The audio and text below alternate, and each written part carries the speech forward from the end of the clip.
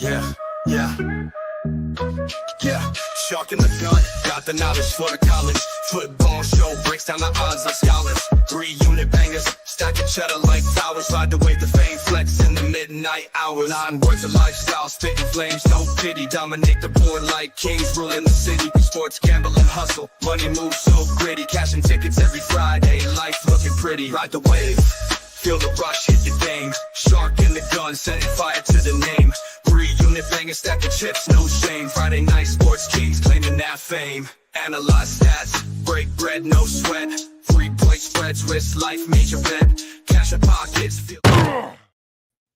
On a suddenly not so casual Friday in October, it is CFB Knowledge for College Week 6. Friday, October 4th, 2024, the Shark and the Gun, right here live on Sharky Waters Nation. Come on in chat. Come on over to YouTube. Talk to us. We'll talk to you. We got data. We got plays. Guns, what's going on, brother? Yes, sir. It is week 6 of college football, and we have the plays that pay the bills. Make sure you get into the chat and talk to us, and I'll pull you guys up, and we will want to address you. But we have plenty of plays on what is considered the unofficial bye week of college football, especially not a lot of big matchups. However, there is money to be made in the crumbs, and that's what we're going to be doing on this show. Shark, I'm ready to do it, and I think we have a play for Friday, don't we? I saw somebody in the chat say, please talk Cuse at UNLV. He must have read our mind because we are opening the broadcast tonight in Las Vegas. The Gun loves Las Vegas, lived there for a while. No bias here, however. UNLV -6 official. Yeah, we have Syracuse going on the road to go face UNLV, Allegiant Stadium, Las Vegas, Nevada, 9 p.m. kickoff on Friday on the East Coast. And we have a Cuse team, 3-1 on the year, plus 11-point differential, plus 78 net yard average on the year. Then we look at UNLV coming off a conference win versus Fresno State, plus 104 net yards. They have a plus 31-point differential, plus 118 net yard average on the year. When we look at the controversy that happened with UNLV last week, with Matt Sluka leaving the program, not getting paid enough, we have the emergence of a new quarterback, a quarterback that I love. It is my GOAT. Malik Williams stepped in, and the offense immediately improved. He went 13 for 16, 182 yards passing, 3 touchdowns, 0 INTs. He also rushed for 120 rushing yards and 1 touchdown, 9.9 yards per carry. This Rebel team is in good hands on the offensive side of the ball. And then, of course, we look at UNLV run-first offense, but they use the pass as a complement, at least for this year. 283 rushing yards per game, 5.7 yards per carry this season. And then we look at Cuse, exposed on the run game this season. 6.5 yards per carry given up to Ohio, 4.7 yards per carry given up to Georgia Tech, 5.4 yards per carry given up to Stanford. Cuse is ranked 119th in the country in opposing rush yards per carry, 94th in opposing rush yards per game. Then this will be Cuse's first road game of the season, so there's a disadvantage there knowing they played in the Orange Dome in Syracuse for most of the season. Now they have to go on the road and go to the West Coast for this game on a Friday night. Going to be a tough spot for them. Also, just look at UNLV, 11-1 ATS versus non-conference opponents dating back to 3 seasons ago. And then Cuse is 2-7 ATS as a single-digit dog, and 1-6 ATS as on a 1-6 ATS run as an away dog.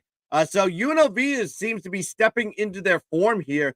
Comfortable with the offense. It seems like the team loves this kid Haj running the offense, and I love him too. I think he's a better quarterback than Sluka was, and I think UNLV will dominate here versus a non-conference opponent like they have historically. So UNLV is the play.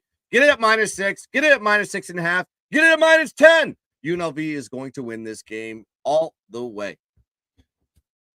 Love it. And let's dominate. Going to tomorrow, first play, a collaboration. Take notice here. 12 o'clock, high noon in Chapel Hill. Buying Pittsburgh on the road at -2.5. And when I started looking at this game earlier, I was quickly reminded last week, UNC covered a game in Duke where I had Duke. I took a loss, but I think this is a great spot to sell a UNC team that completely melted that game up 20-0 in the third quarter. And this is what we talk about psychologically. Where do bounce backs usually come? When you get blown out. You didn't have a lot of energy. You didn't exert a lot of energy. You got insulted. Not when you gave an A-plus effort against your arch crosstown rival, cross-state rival, and gave it back late. This could take on funeral vibes. And speaking of funeral vibes, go through UNC this year on their third-string quarterback, Jacoby Criswell. 2-0 ATS on the road. Covered the opener at Minnesota. 0-3 ATS at home against incredibly lackluster Charlotte, FCS, NC Central, and I think most notably, giving up 53 first-half points 2 weeks ago to James Madison. Talk about Pittsburgh here very briefly. Freshman quarterback, Eli Holstein, 6'4", 225, a specimen running a 4-0 straight-up campaign, only non-cover on the road. So I said to myself, is this team just a home team in Acrisure Stadium in Pittsburgh? What happened in Cincinnati that day? That was a look-ahead game to the backyard brawl the following week. And Cincinnati came out and hammered Pittsburgh before getting backdoored in the fourth quarter. And this is a double revenge game for Pittsburgh. Back-to-back blowouts against UNC. UNC 42-24 2 years ago. UNC 41-24 last year, almost an identical score. Identical quarterback, Drake May, now on the Patriots. Heavy line here. UNC on the road last year was a heavy -6.5. This should come up to 10, not have the Pitt favored on the road. I have Pitt to win this game by 13 points on the average and sending it to the gun, a collaboration play. Yeah, when you look at UNC, we got to look at what they want to do. They want to establish the run. They have a 5.3 yards per carry on the ground game, 6.3 yards per carry at home. However, in conference, a little bit different story. Their average drops down to 3.9 yards per carry, and they're going against a Pittsburgh team that can stop the run. They hold their opponents to 2.8 yards per carry in the ground game and has yet to have a team surpass 4.1 yards per carry in a game this season against their defense. And then we got to look at the situation here. Yeah, 2x revenge spot here for Pitt. Losing to UNC in 2022 and 42-24 as 3-point home dogs and 41-24 last year as 7.5-point road dogs. Now Pitt is favored here in this spot. Big line swing from game A to game B to game C. And then we have UNC has not been a home dog since 2020, folks. And I think that was against my Irish, if I have to go back and look at that one. But this is a different spot here for the Tar Heels. And then look at Pitt, 9-2 ATS is an away favorite versus conference opponents since 2019. 11-2 ATS is an away favorite in all away games. I see no value in taking UNC. That's pretty much where I'm standing with this one. Their only wins were against Minnesota, Charlotte, and NC Central. That's it. This team is a falling knife. This is not a backable team right now. And this Pitt team statistically looks great on the defensive side. They look great on the offensive side. And I think they get it done here in the 2x revenge spot. So give me Pitt -3 plus 100 juice, -2.5. I think you get right now. Go grab it. Pitt all the way in this game. Yeah, as we said, we think this is probably a double-digit win. Let's dominate. Staying at 12 o'clock, going to College Station, Texas. Maybe surprisingly to some, I'm not taking Texas A&M here in a contrarian spot. I'm buying low on Missouri in the first half, specifically at +0.5. And whenever I talk about these first half plays, I always go to the line split because it's very transparent as to how books are weighting one half versus the game. This is a game graded at -2.5 for Texas A&M, only a half for the first half. And you look at what's going on here. A&M has not performed well this year at home in a raucous stadium. Surprisingly, did not cover the opener in the first half against Notre Dame. We're laying some juice there. 6-6 tie. I was losing that wager. I was unimpressed. Slightly later on, week 4 against Bowling Green, 13-3 first half, -11.5. Another non-cover against lackluster from the MAC. And you go to the Missouri side of this game, it's a great spot to buy the first half. Missouri's coming off of 2 consecutive home non-covers in the first half against upstart scrappy Bill O'Brien-led Boston College in week 3. And last week, week 4, pre-bye, a real lackluster effort in the first half, down at the half to Vanderbilt at home. So they come out flat twice at home, get a bye week to totally rejuvenate their energy. And they get to return to where they played spectacular football last year in conference, going 4-0 ATS in the first half on the road in conference play last year with potential NFL quarterback Brady Cook at the helm. This is the same basic team. That mentality will continue as a road first half Warrior spot. Incredibly impressive stuff, most notably a 10-10 tie last November in Georgia. Obviously, Georgia, elite quality football. I think Brady Cook comes out angry, rejuvenated, refreshed, and catches Mike Elko and these boys in another snooze spot early at noon by Missouri in the first half at +0.5 1 unit. Staying at high noon yet again, another great buy low. Louisville off of a non-cover. The gun bought Notre Dame last week correctly. Now he's buying Louisville against an SMU team with a sketchy coaching situation and having underperformed egregiously in their only road game in week 1 at Nevada. Guns picks, Louisville -6.5. Yeah, you got Louisville coming into this spot 3-1 on the year, coming off that loss versus Notre Dame last week, plus 26-point differential, plus 204 net yard average. Then you have SMU 4-1 on the year, off a win versus FSU 42-16 with a plus 73 net yard average for that game. With SMU, you said it here, you said it great, Shark. One road game this season in week 0 versus Nevada. In that game, they were down 17-10 in the half and was down 24-13 after 3 quarters before making that comeback in the 4th. So not familiar territory here for the Mustangs. And then SMU has put up big numbers this season on the offensive side of the ball, especially running the ball, 206 rushing yards per carry, 4.7. Rushing yards per game, 4.7 yards per carry. But look at the defenses that SMU has faced. We're talking about Nevada, ranked 88th as far as defense in Massey weight rankings. And then you have Houston Christian, not a dominating team. They're in the FCS. BYU ranked 28th in defense of Massey rankings, and they were held to 15 points, 261 yards of total offense in that game, lost 18-15. So that gives you an indicator. If you have a good defense, you can handle this SMU team. And then TCU ranked 67th in defense.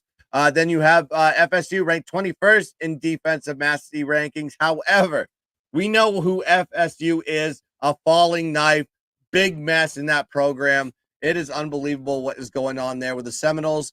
Then you have Louisville ranked 20th in defense in terms of Massey rankings. And so this will be the best defense all season that SMU has seen. And then Louisville kind of performed pretty well against Notre Dame in that game.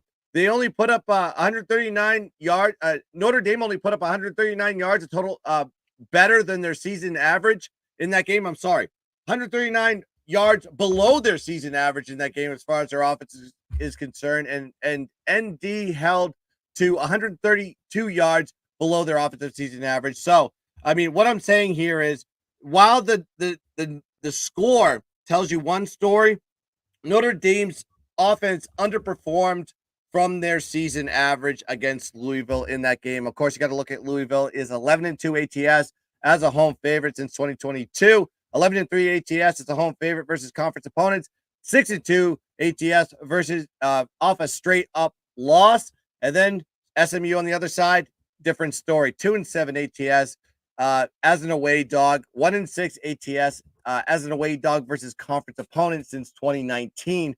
So I just think Louisville is in a come-up spot. They played very well on the road versus South Bend. Now they come to their comfort level at home, and they're going against an SMU team that, quite frankly, has underperformed in a lot of situations this year, but especially on the road, and they're facing the best defense they've seen all year. So Louisville is the spot. Give me Louisville -6.5 as the play.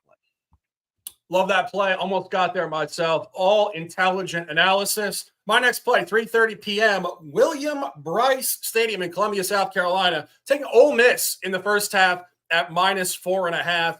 And one of the noteworthy points this week, Gunn said this is a bit of a bye week, a lot of huge in-conference lines. We're expecting a lot of blowouts this week before you get a lot of rivalries in the next 8-9 weeks. But you also get a lot of nice sell high, buy low spots for top 10 teams this week. There was a lot of noteworthy outcomes last week, and one of them was Ole Miss taking a home loss to Kentucky as a 15.5-point favorite. We know Kelly in Vegas loved that. She probably had UK money line there. But staying the course, this is a great spot to buy Ole Miss and senior quarterback Jackson Dart on the road in a bounce back. They came out flat that last week. They will not come out flat on the road. And the line number is telling you an incredible story. On FanDuel earlier, I actually saw this line at -6.5 for the first half on a -8.5 game. 4.5 is on DraftKings. But when you see 6.5 cross with 8.5, that's 76.7%.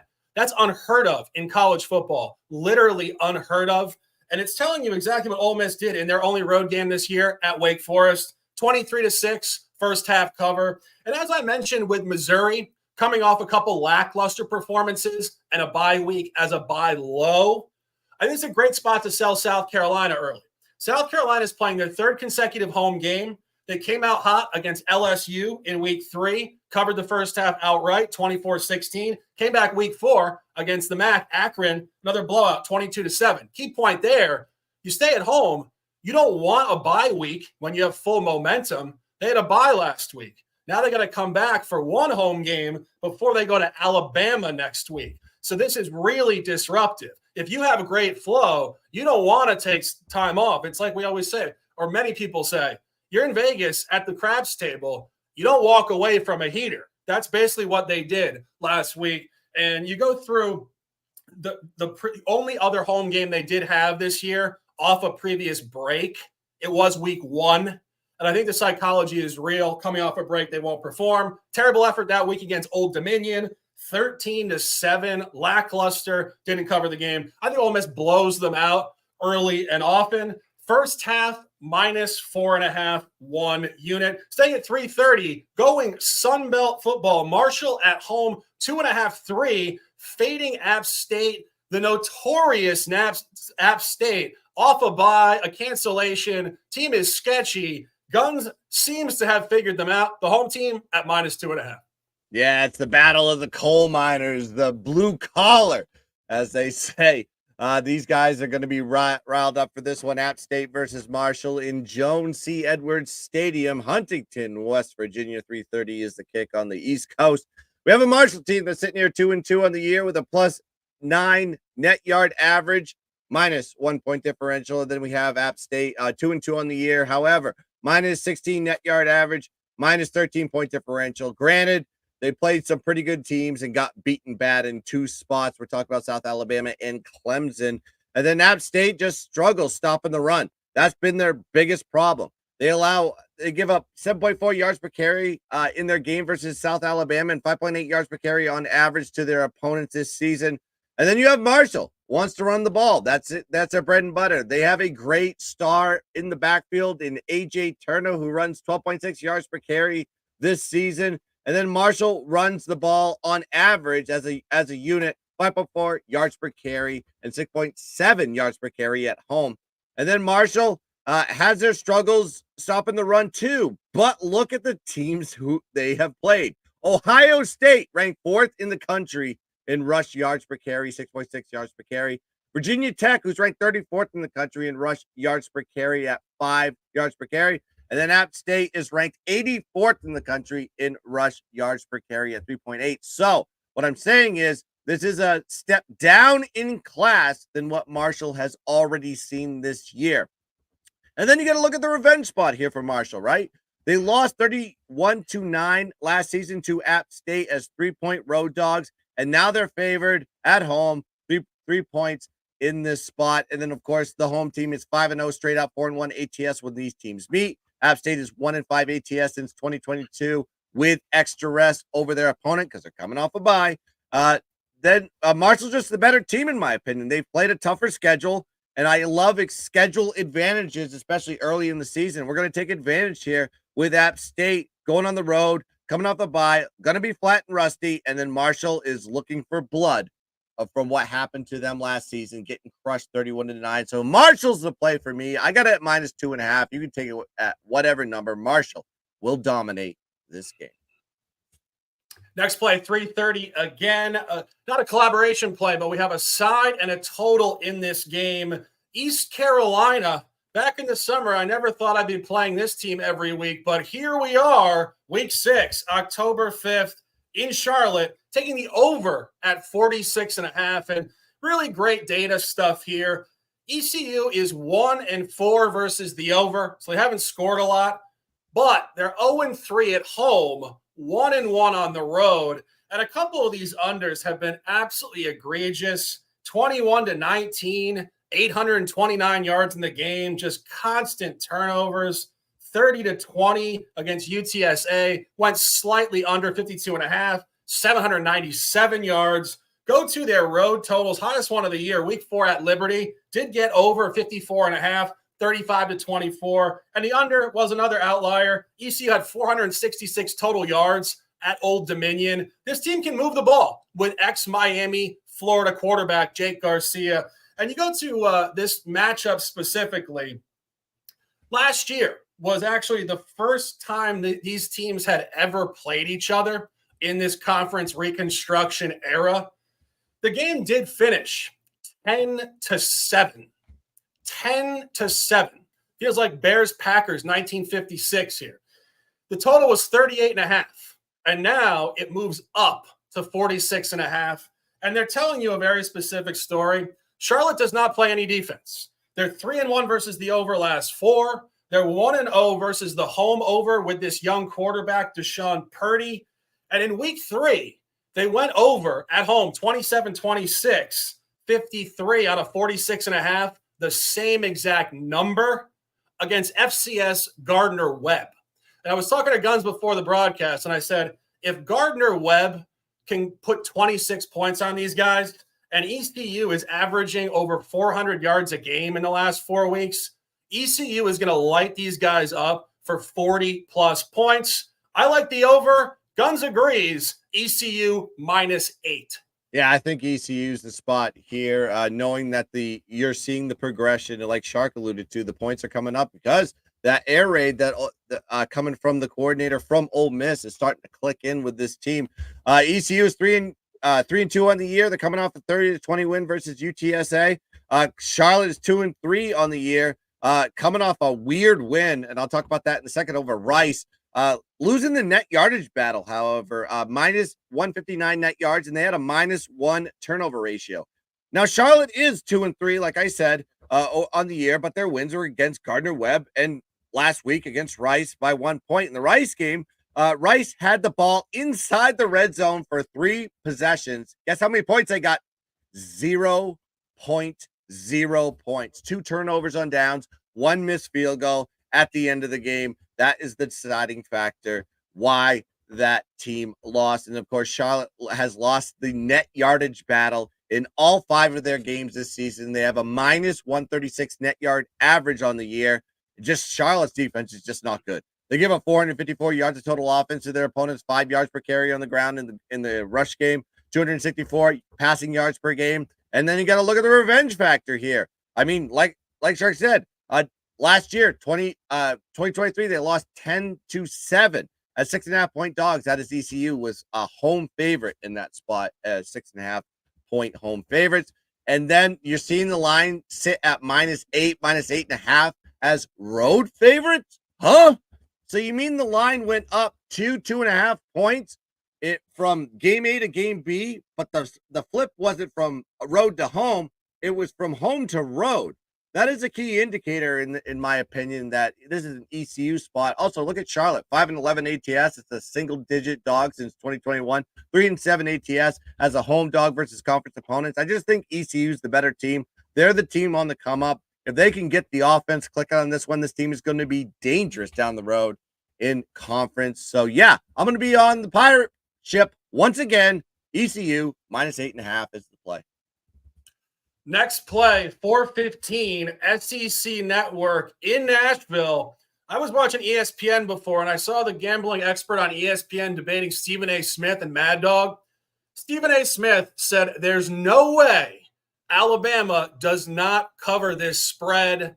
We disagree vehemently. Official play, Vanderbilt plus 23.5. And you go specifically to last week. For those of you guys who didn't watch it, I'm sorry you didn't watch it. Go watch it again on replay overnight. That was one of the best college football games I've ever watched. Georgia at Alabama. Georgia's down 28-0 and comes all the way back to take the lead before Jalen Milroe connects for a 75-yard touchdown pass in the closing seconds. And the point there, psychologically, that was a Super Bowl type of game.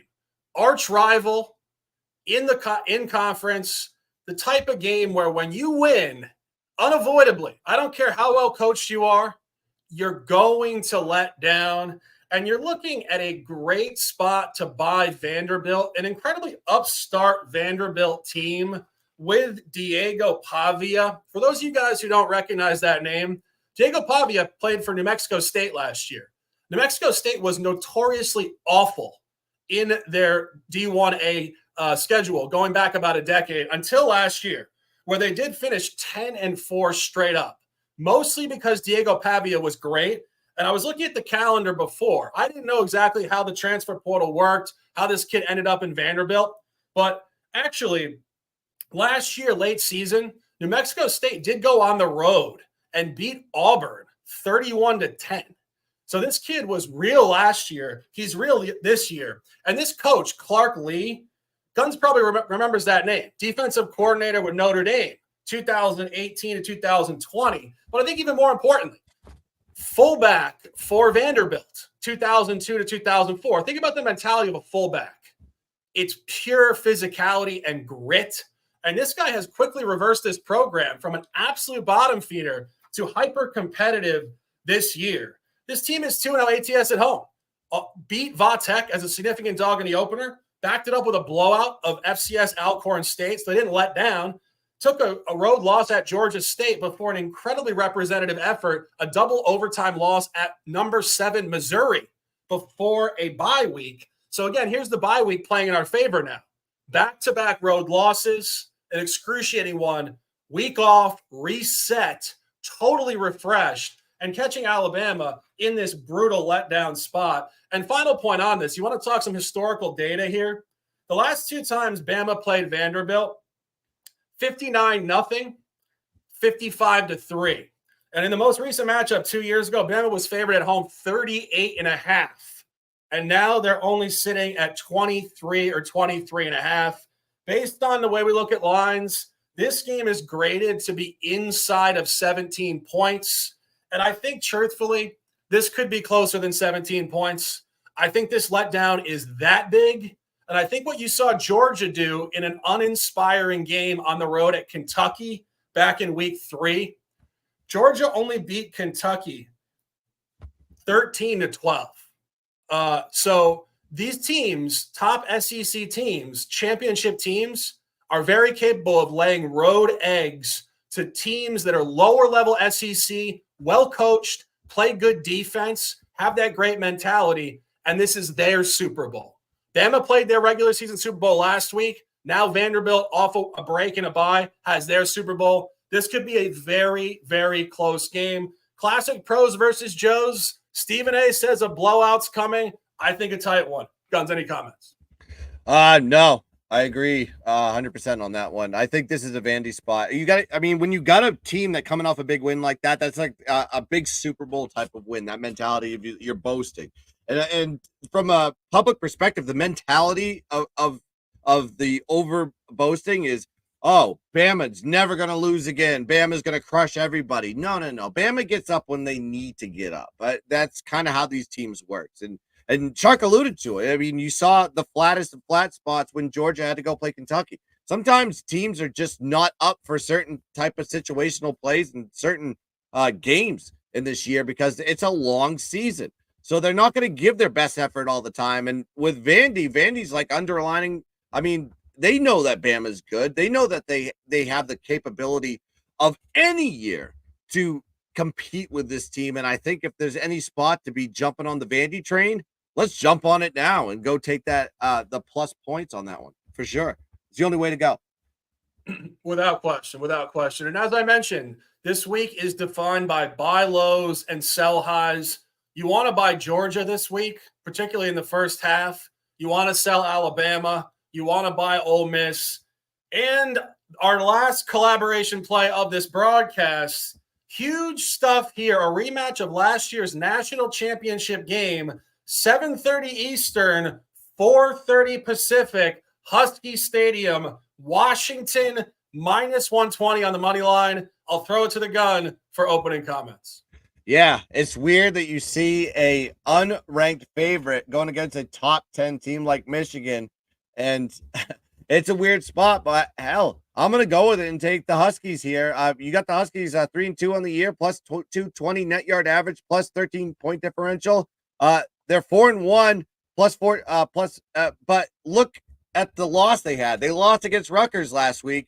And when you break down that loss, Washington dominated the game. They had a plus 220 net yard average in that game. They had 69 yards worth of penalties versus 31 yards for Rutgers. A little bit of a Sopranos down there in New Jersey, I think. Paying off the refs? Maybe. We'll see about that one. But 8 out of their 11 drives ended in Rutgers territory. They had 2 drives end on turnover on downs. One of those drives ended on the Rutgers 2-yard line.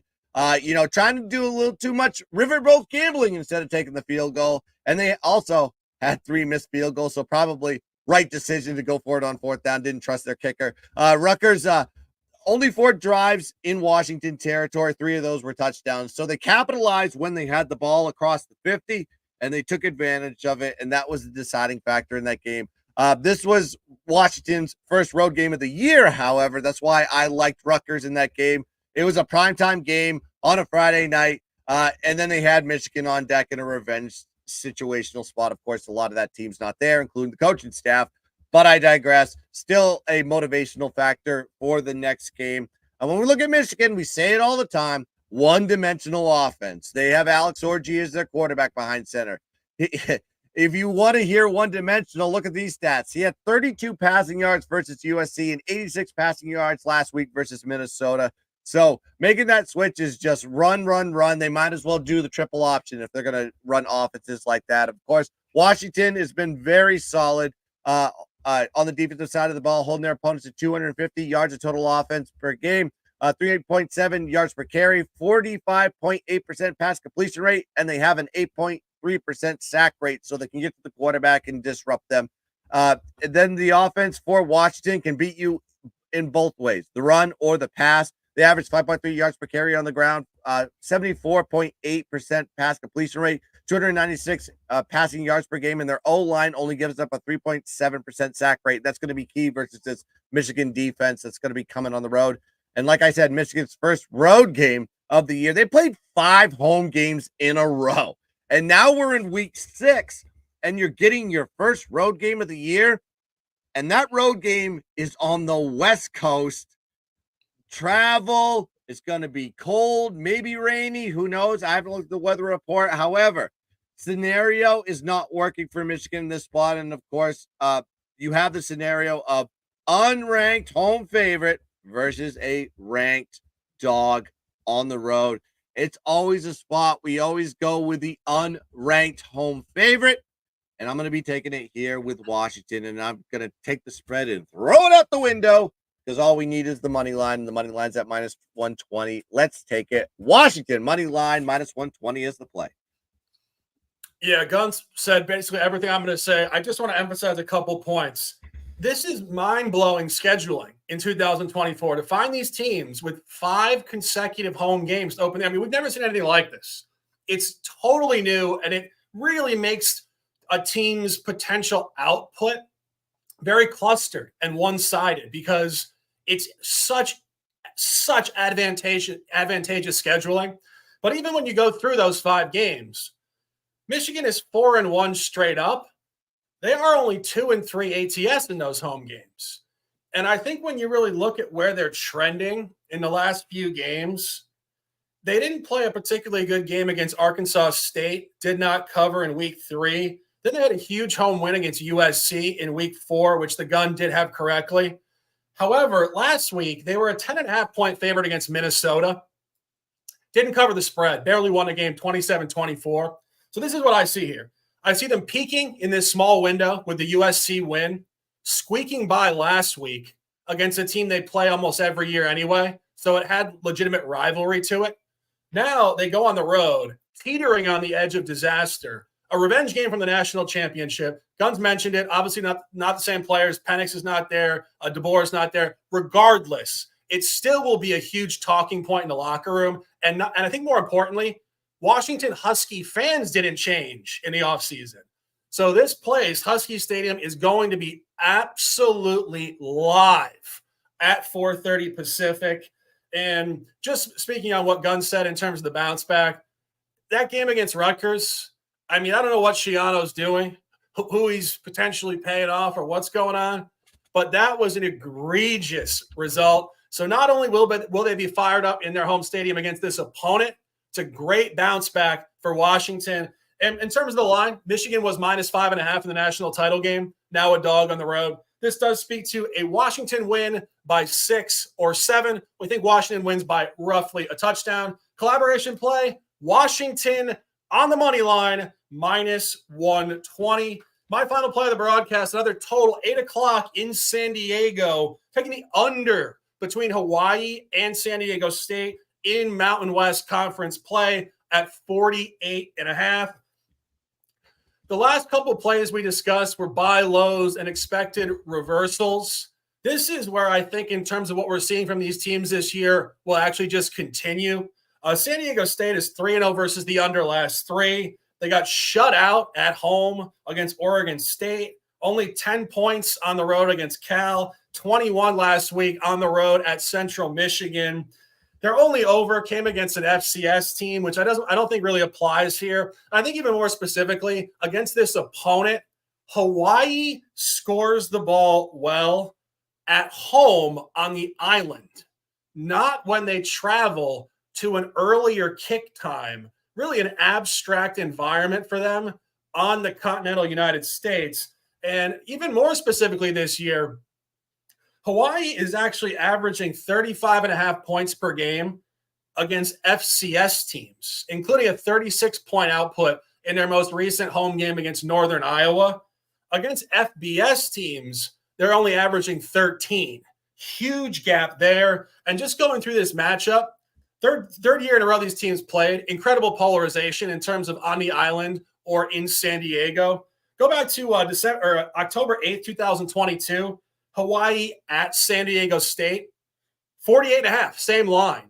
16-14 final. Last year, off that under at 48.5, books moved the line up to 53.5. For those of you guys who tailed last year, we had the over between these two teams in Hawaii because of that reaction to the under and the higher line. And it did finish at 41-34. So now off of that 75-point outcome, 53.5, books are moving it back down to the lowest we've seen of the three, 47. And this correlates with everything I said. I have this game to be 40 points on average, maybe even less. By the under, 8 o'clock Eastern, 5 Pacific in San Diego, 48.5. Big show this week, almost 40 minutes in the books. CFB Knowledge for College, Week 6. My top plays, Missouri in the first half, +0.5. Pitt -2.5, a collab with the gun. Ole Miss first half -4.5. ECU Charlotte over 46.5. Vanderbilt +23.5. Washington money line -120. Another collaboration with the gun. And as just discussed, Hawaii, San Diego State under 48.5. Guns additional plays. Primetime special Friday night. Buy it, live it, love it, and dominate it. UNLV -6. Louisville at noon, -6.5. Marshall, -2.5. And ECU, the side correlating to a ton of points, -8. It is an opportunity to dominate week 6, October 4th into October 5th, 2024. It is the Shark. It is the Gun. Knowledge for college. We appreciate you guys immensely. Sending you guys great vibes. Have a great weekend. We will be back here Sunday morning at 10:30 a.m. for the NFL show. Guns, a pleasure as always. Close them out with some words, and let's dominate. Yeah, shout out to the chat. We got G Martinez, Bob the Condiment in the building, saying deep, going down the board. Jeff Matthews, JRL52, of course, Kelly Vincenzo. Oh, joining us here, and everybody else in the beautiful chat. Everybody that's been watching this live, please like and subscribe to the Gunsmith channel, like and subscribe to the Sharky Water Station channel, and check us out on X, Guns Picks, and Shark in Sports 88 on X and all other social media platforms. And please check us out on Sunday at 10 a.m. for the extra points. We just cashed the side on Atlanta money line Thursday night football. So we are on a little bit of a show heater here, and we will continue to explode into the 2024 season. So check us out there. All right, that's going to do it here for the Knowledge for College Week 6 edition of College Football Show. Let's cash some tickets. Let's dominate the board. And as always, let's keep dancing. Oh, bye.